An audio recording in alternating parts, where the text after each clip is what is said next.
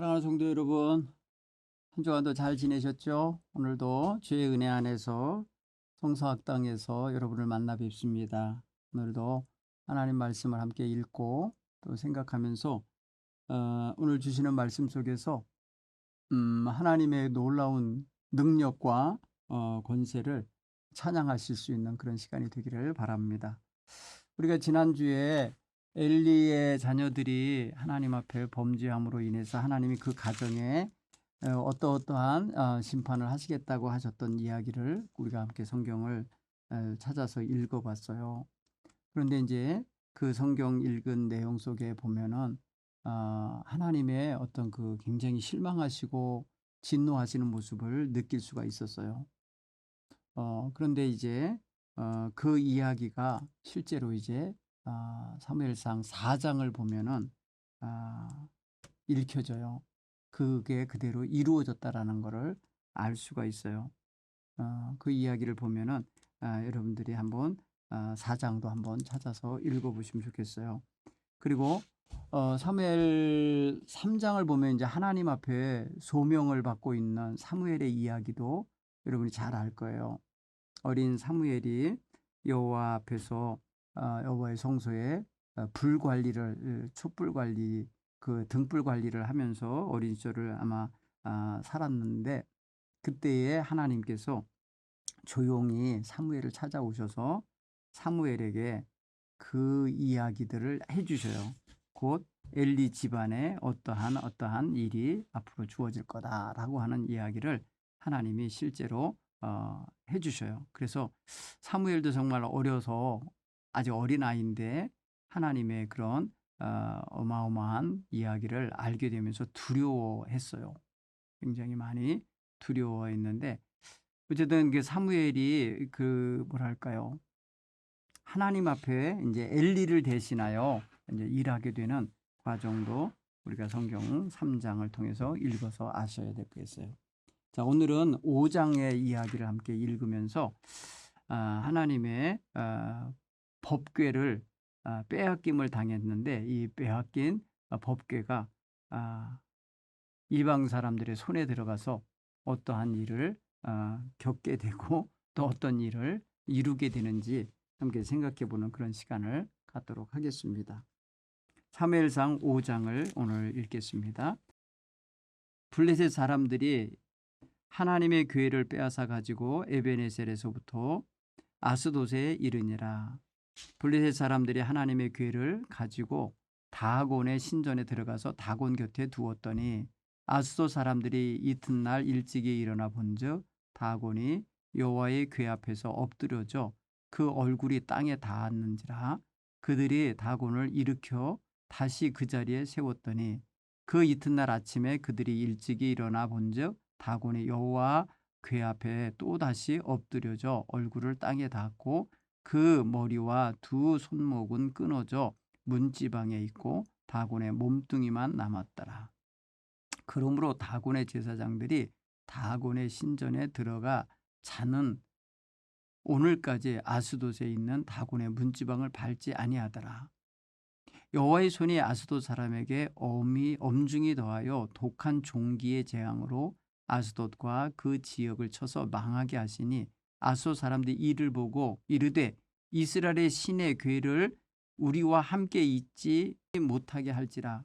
그의 손이 우리와 우리의 신 다곤을 친다 하고 이에 사람들이 보내어 블레셋 사람들의 모든 방백을 모으고 이르되 우리가 이스라엘 신의 궤를 어찌하랴 하니 그들이 대답하되 이스라엘 신 궤를 갓으로 옮겨가라 하므로 이스라엘 신의 궤를 옮겨갔더니 그것을 옮겨간 후에 여호와의 손이 심히 큰 환난을 그 성읍에 더하사 성읍 사람들이 작은 자와 큰 자를 다 쳐서 독한 종기가 나게 하신지라. 이에 그들이 여호와의 궤를 에글론으로 보내니라. 하나님의 궤가 에글론에 이른즉 에글론 사람이 부르짖어 이르되 그들이 이스라엘 신의 궤를 우리에게 가져다가 우리와 우리 백성을 죽이려 한다 하고 이에 사람을 보내어 블레셋 모든 방백을 모으고 이르되 이스라엘 신의 궤를 보내어 그 있던 곳으로 돌아가게 하고 우리와 우리 백성이 죽임 당함을 면하자 하니 이는 온 성읍이 사망의 환난을 당함이라. 거기서 하나님의 손이 엄중하심으로 죽지 아니한 사람은 독한 종기로 치심을 당해 성읍의 부르짖음이 하늘에 사무쳤더라. 아멘. 여러분, 이 이야기의 배경은 전쟁이 있어요. 어떤 전쟁이냐면 사무엘상 4장에 등장하는데 이스라엘 백성과 블레셋 사람 가운데 사이에 전쟁이 있었어요. 그래서 이스라엘 사람들은 에벤에셀에서 진을 쳤고 블레셋 사람들은 아벡에 진을 치고 그들이 서로 이제 대결을 벌입니다. 둘이 더 싸우다가 이스라엘 백성이 패하였어요. 전쟁에서 죽임 당함을 볼 때에 한 4천 명이 한 번에 죽었어요. 그때 백성들이 진영으로 돌아와서 우리 함께 회의를 해서 우리에게 지금 여호와의 언약궤가 없어서 이런 것 같다. 그러니까 실로 성소로 사람을 보내서 언약궤를 모셔오자 해갖고 그들이 말이에요 실로에 있던 여호와의 궤를 메고 왔어요. 그 메고 오는 그 주역을 누가 했냐면 엘리의 두 아들인 그 홈리와 비느하스가 언약궤를 메고 전쟁터로 급히 소환돼 왔어요. 근데 언약궤가 진영에 왔을 때 순간 이스라엘 백성들은 이제 여호와의 법궤가 왔으니까 우리가 승리할 거다 하면서 굉장히 높이 그냥 기뻐하면서 외치고 놀았어요. 그때에 블레셋 사람들은 그 모습만 보고도 두려워했어요. 이제 우리는 졌다. 이제 우리에게 화가 임했다. 누가 우리를 이 능하신 신의 손에서 건지리요. 그들을 광야에서 여러 재앙 가운데서 이끌어내시고 건져내신 분 아니냐. 그 하나님 애굽인을 친 신이 아니냐. 이러면서 블레셋 사람들이 이 이스라엘 백성들의 하나님 여호와의 법궤가 이스라엘 진영에 온 것을 두려워했거든요. 그랬어도 이들이 서로 전쟁을 했습니다. 그들이 말해요. 자, 우리 블레셋 사람들아 강하게 하라. 강한 마음 갖고 나가서 히브리 사람들과 싸우자. 만약에 너희가 이게 지면은 히브리인들의 종이 될 수밖에 없으니까 가서 싸우자. 대장부가 되어서 싸우자 해갖고 블레셋 사람들이요 함께 전쟁에 몰려 들어왔어요. 그래갖고 결국은 이스라엘 백성을 쳤습니다. 그래서 이스라엘 백성 보병이 그날 3만 명이나 또 죽어요. 그리고 법궤도 뺏겨요. 그리고 법궤를 메고 온 엘리 제사장의 아들 홈리와 비느하스가 같은 날 죽어요. 이거는 하나님의 심판 그렇게 하시겠다 그랬잖아요. 그대로 이루어져요. 여러분 엘리 제사장의 성소에 법궤가 없으면 이제 껍데기만 남은 거예요. 엘리 제사장의 법궤가 엘리 제사장이 관리하던 법궤가 이제 적들의 손에 넘어간 거예요. 그 소식이 전해지자 엘리는요 그날 하나님의 궤가 없어졌다 뺏겼다 그랬다는 소리를 듣자마자 그는요 그냥 뒤로 쓰러져서 뭐랄까요 뇌진탕이 걸린 것 같아요 느낌에. 그래서 죽어요. 그날 그의 나이가 98세라고 했는데 눈이 어두워서 보이지도 않았던 상태였는데 그때에 그 이스라엘 진영에서 온 소식을 듣고는 이렇게 그만 졸도해버리는 거죠. 그리고 자기 두 아들도 죽임을 당했다. 여호와의 법궤 뺏겼다. 이스라엘이 졌다. 말 그대로 다 부정적인 소식 아니에요. 이거를 이 소식을 전해받은 엘리는 그냥 그대로 넘어져서 여호와의 의자에 앉아있다가 뒤로 넘어져서 그만 목이 부러져서 성경은 죽었다고 표현했어요. 참 어떻게 보면 좀 불쌍하죠. 그가 이스라엘의 사사로서 40년을 다스렸다고 그러는데 그때 나이가 98세니까 아마 58세 때에 대제사장처럼 역할을 했던 것 같아요. 그날 또 며느리가 아이를 낳게 되는데 난산을 하게 됩니다. 그때 아이를 낳을 때에 그 아이가 어떻게 보면은 그 집에 영광을 가져오고 기쁨을 가져와야 되는데 그러지 못해요. 그때에 이 여인도 아이를 낳으면서 죽어가면서 그 아이 이름을 지어주는데 이가봇이다라고 지어줘요. 이건 뭐예요? 하나님의 영광이 이스라엘을 떠났다. 이런 의미를 담았다고 그래요. 왜냐하면 하나님의 궤도 뺏기고 이스라엘 군대도 패배하고 자기 남편도 죽고 자기 시아버지도 죽었다는 이런 소리를 다 들었을 거 아닙니까? 그러니까 하나님의 영광이 이스라엘을 떠났도다. 이런 의미에서 이가봇 이런 이름을 지어주고 죽었다고 그래요. 이런 이야기가 지금 이 법궤가 빼앗긴 마음에 벌어진 그 이면에서 일어난 일이에요. 여러분 오늘 본문의 말씀을 보면은 하나님이 내리셨던 심판, 그 심판이 지금 이루어지고 있는 거죠. 하나하나 이루어지고 있는 모습을 보이는데 이제 하나님의 법궤가 이제 블레셋 사람들 손에 들어가서 어떤 일이 있었는지를 기록한 게 이제 사무엘상 5장 이야기입니다. 우리 조금 전에도 그 본문을 봉독했지만은 여기 이스라엘 사람은 누구도 쫓아간 사람이 없어요. 그리고 이스라엘 사람의 신이 여기에 어떤 개입을 한 게 없어요. 그런데 법궤 스스로, 법궤 그 자체가 블레셋 사람들이 섬기는 다곤이라는 신을 거꾸로 들이고 목이 부러지고 팔목이 부러지게 하며 그 앞에 복종하는 그런 형태로 넘어지게 하고 있는 것. 그 장면 하나가 5절까지 이역되어 있고 그 다음에 6절 이하에 그로 인하여 하나님이 내리신 재앙이 있는데 악한 악한 종기가 사람들의 몸에 다 낳게 돼서 사람들이 그거로 인하여 많은 사람이 죽어가게 되는 거예요. 그러자 저들은 전리품처럼 뺏어온 하나님의 법궤를 이성저성으로 옮겨갑니다. 그 전쟁에 동참했던 그런 각 방백들이 다스리는 성읍으로 옮겨가는데 옮겨가는 데마다 똑같은 하나님의 심판이 임하자 저들이 스스로 말하는 게 이스라엘의 신의 법궤를 있던 곳으로 돌려보내자. 그러지 않으면 우리가 다 죽임을 당하게 생겼다. 이러면서 스스로들이 지금 뭐랄까요? 패배를 인정하고 있는 장면을 우리가 성경을 통해서 읽었습니다. 한번 좀 볼까요? 자, 이 블레셋 사람들이 하나님의 법궤를 뺏어가서 어디다 두었나요? 자기네 신인 다곤 신전에다가 갖다 뒀어요. 이게 뭐냐면 당시 고대 전쟁들은요. 신과 신의 전쟁과도 같아요. 어느 한 종족을 섬멸했다, 정복했다 그러면 그 나라 신도 정복한 게 되는 거예요. 그렇기 때문에 자기들의 신의 도움으로 이겼다 생각해갖고 그 전리품을 신에게 바쳤던 거죠. 그들이 섬기는 우상에게 갖다 바친 거예요. 이게 바로 전쟁을 수행하는 병사들이나 장수들은 그런 어떤 일을 하는 것을 대단히 큰 영예로 알고 영광으로 알았던 거죠. 승리자는 패배자의 신전을 그래서 강탈해 가는데 신상도 가져가고 신을 섬기던 도구들을 가져가게 되는 거예요.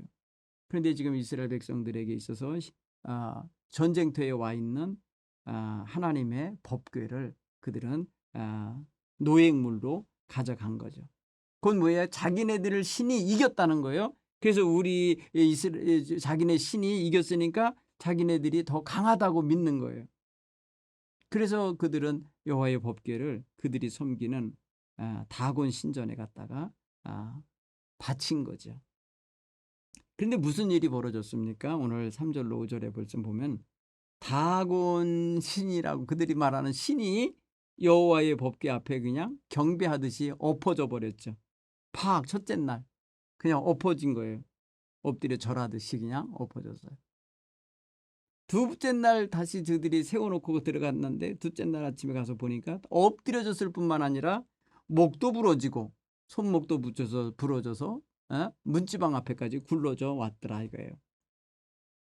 여러분 이거에 보면서 얼마나 놀랬겠어. 자기네들이 이겼다고 생각하면서 자기네 신이 강하다고 생각하면서 갔다가 여호와의 법궤를 갖다 전리품처럼 바친 건데 도리어 그 앞에서 산산조각이 나면서 이렇게 부서지는 모습을 볼 때에 두려웠겠죠. 여러분 우리는 여기서 이스라엘 백성들이 이 성경 이야기를 기록한 것 속에 무슨 마음이 담겼을까 한번 생각해 보세요. 이 이야기가 그들이 가서 직접 본 건 아닐 거 아니에요. 사람은 아무도 쫓아간 사람이 없어요. 그런데 이거는 어떤 이야기로 어떤 배경을 통해서 나왔겠어요?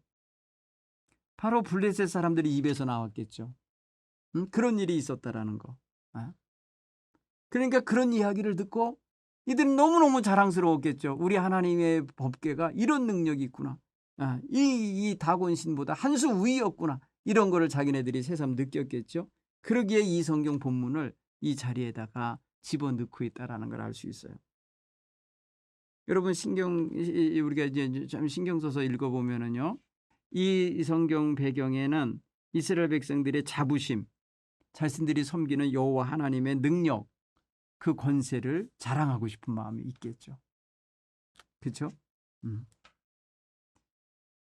자, 이로 인해서 여호와의 궤 앞에 다곤의 모습이 그냥 목 부러지고 팔목 부러진 모습으로 인해서 그 두글두글 굴러서 문지방 앞에까지 와 있자 사람들이 그 전에 들어갈 때 하나의 새로운 출입하는 방식이 생겼다 그랬죠. 5절에 보면.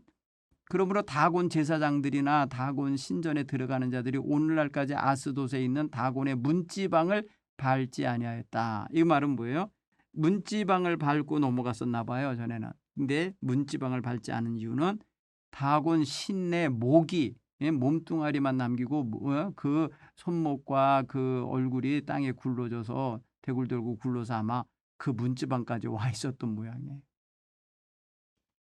이들간에 이들은 정말 흉측하게 내팽겨진 그들의 신의 모습을 보고 신전에서 어떤 새로운 출입하는 새로운 법도가 생겨난 거죠.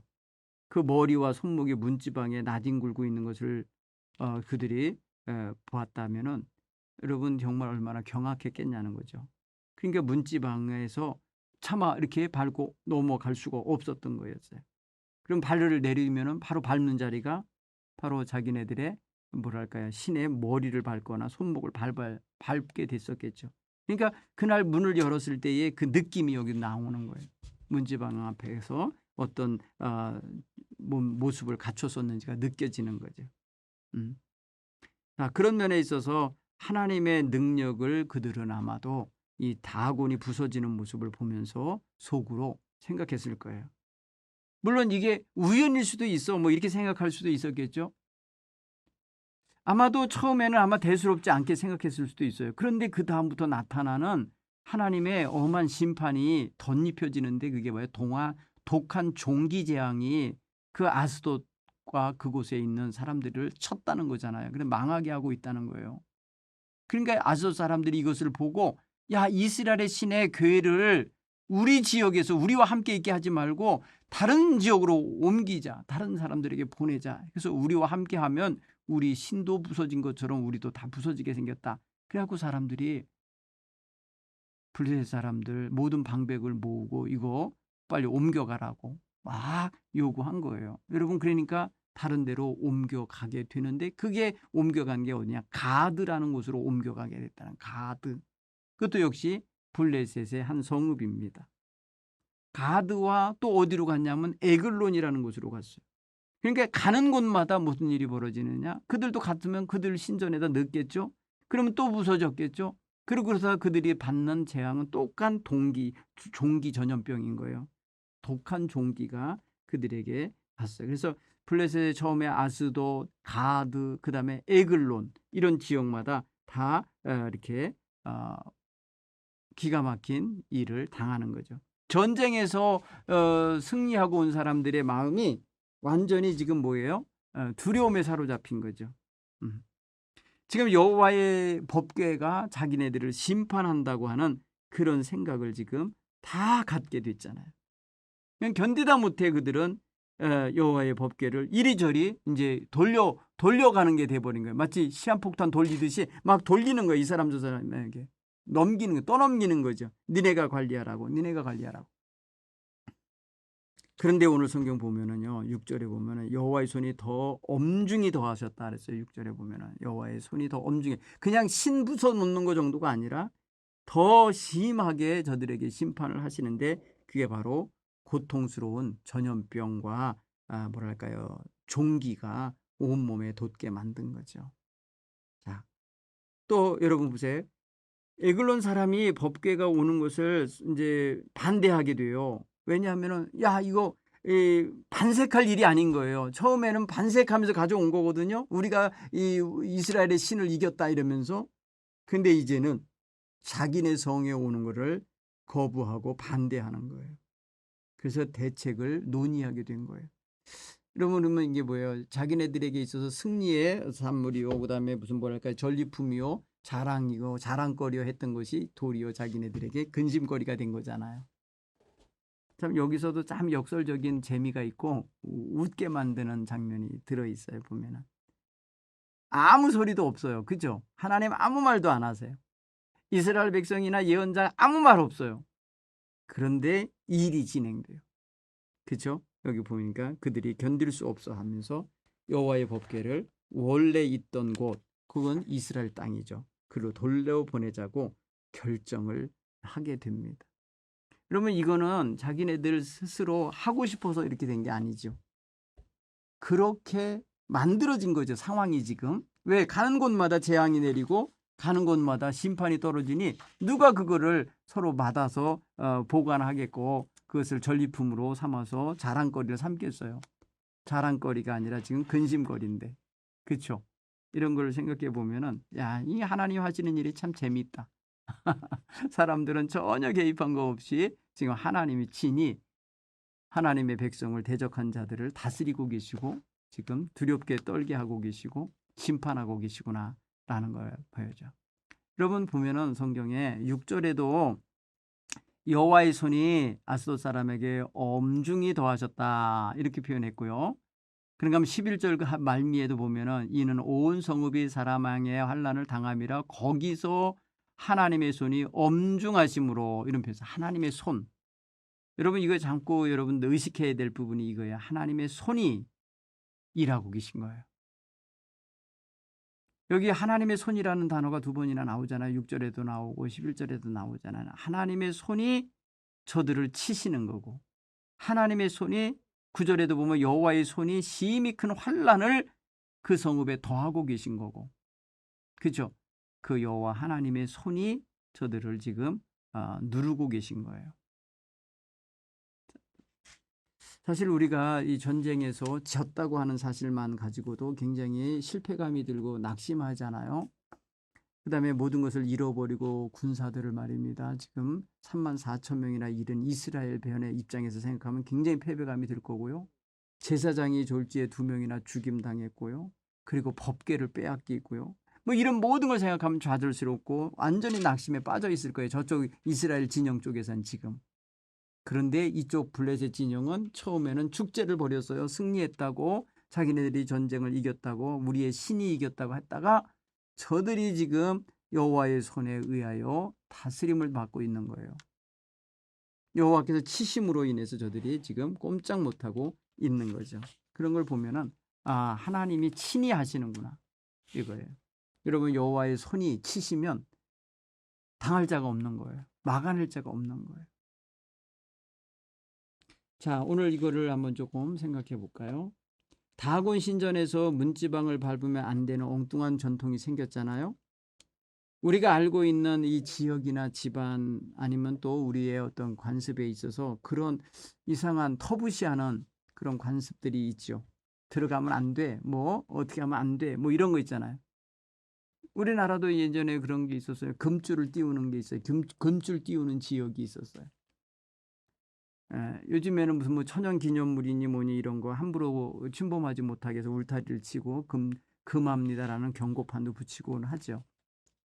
그는 무슨 보호하겠다는 그런 의미도 있는 거지만은 예전에는 그 어떤 종교적인 의미로 그런 금줄을 띄워서 이 지역엔 들어가지 말아라 뭐 이런 어떤 전설 같은 것들이 있었어요. 악이 난 집에 함부로 들어가지 말라고 숯과 무슨 뭐 고추와 무슨 소나무 가지랑 뭐 엮어갖고 새끼줄로 쭉 해서 금줄을 띄워놓은 적이 있어요. 그런가 하면 어느 지역에 전염병이 돈다 그러면 그 마을로 들어가는 입구에 금줄을 띄워서 출입하지 못하게 하곤 했어요.